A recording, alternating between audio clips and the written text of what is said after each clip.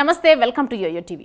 ఈసారి ఏపీలో ఎన్నికలు కాకరేపుతున్నాయి. తగ్గేదేలే అన్నట్లుగా కూటమి, వైసీపీలు గెలుపు కోసం ప్రయత్నిస్తున్నాయి. ఈ రెండు పార్టీల మధ్య జరుగుతున్న ఎన్నికల యుద్ధంలో ప్రజలు ఎవరి వైపు అనేది మాత్రం తేలడం లేదు. ప్రచారానికి ఇంకా ఒక రోజు మాత్రమే సమయం ఉంది. పోస్టల్ బ్యాలెట్ ఓట్ల పోలింగ్ కూడా కొనసాగుతోంది. ఇలాంటి సమయంలో ప్రజల నాడి ఎలా ఉందనే దానిపై పలు సర్వే సంస్థలు ఫలితాలను వెల్లడిస్తున్నాయి. తాజాగా ప్రజా సర్వే సంస్థ నిర్వహించిన సర్వే ఫలితాలు వెల్లడించింది. ఈ ఫలితాలు కూటమికి అనుకూలంగా ఉన్నాయి. ప్రజలు ఈసారి కూటమిదే గెలుపని చెప్తున్నారని సర్వే సంస్థ తెలిపింది. వైసీపీకి ఓటమి తప్పదని అంటోంది. ఈ సర్వేలో మరో విషయం కూడా వెల్లడైంది. విద్యార్థులు, ఉద్యోగులు, నిరుద్యోగులు, రైతులు, మహిళలు, చివరి వృద్ధులు సైతం వైసీపీకి వ్యతిరేకంగా ఉన్నారని తేల్చింది. రాష్ట్ర వ్యాప్తంగా క్షేత్రస్థాయిలో వైసీపీకి వ్యతిరేకత ఏర్పడడానికి అనేక కారణాలున్నాయి.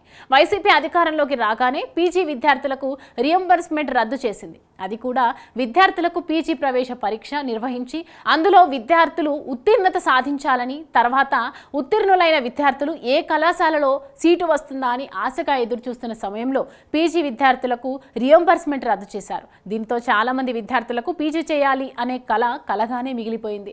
అలానే రియంబర్స్మెంట్కు అర్హులైన డిగ్రీ విద్యార్థులకు కూడా సకాలంలో రియంబర్స్మెంట్ అందలేదు. ఈ నేపథ్యంలో కళాశాలల యాజమాన్యులు ఫీజు కడితేనే హాల్ టికెట్ ఇస్తామని చెప్పడంతో చాలామంది విద్యార్థుల పరీక్షల సమయంలో ఇబ్బందులను ఎదుర్కొన్న విషయం తెలిసిందే. దీనితో విద్యార్థులు వైసీపీపై గుర్రుగా ఉన్నట్లు సమాచారం.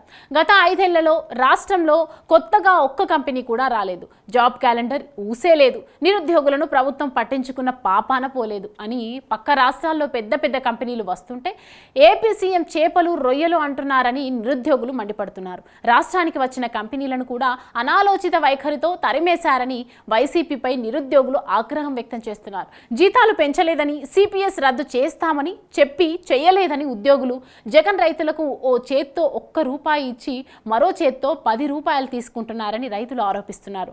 ముఖ్యంగా అమరావతి రైతులు వైసీపీపై తీవ్ర స్థాయిలో ఆగ్రహాన్ని వ్యక్తం చేస్తున్నారు. అలానే చాలా మంది వృద్ధులకు రకరకాల కారణాలు చూపి వృద్ధాప్య పెన్షన్ను రద్దు చేశారు. మద్యపానాన్ని పూర్తిగా నిషేధిస్తాను అని ఎన్నికలకు ముందు జగన్ చెప్పారు. అయితే ఆయన అధికారంలోకి వచ్చాక రాష్ట్రంలో మద్యం ఏరులై పారుతోందని రాష్ట్ర ప్రజలు వాపోతున్నారు. దీనితో వైసీపీకి రాష్ట్ర వ్యాప్తంగా వ్యతిరేకత చోటు చేసుకుంది.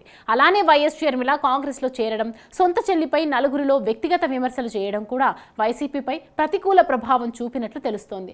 కాగా వైసీపీ తప్పిదాలన్నీ కూటమికి వరాలుగా మారాయి.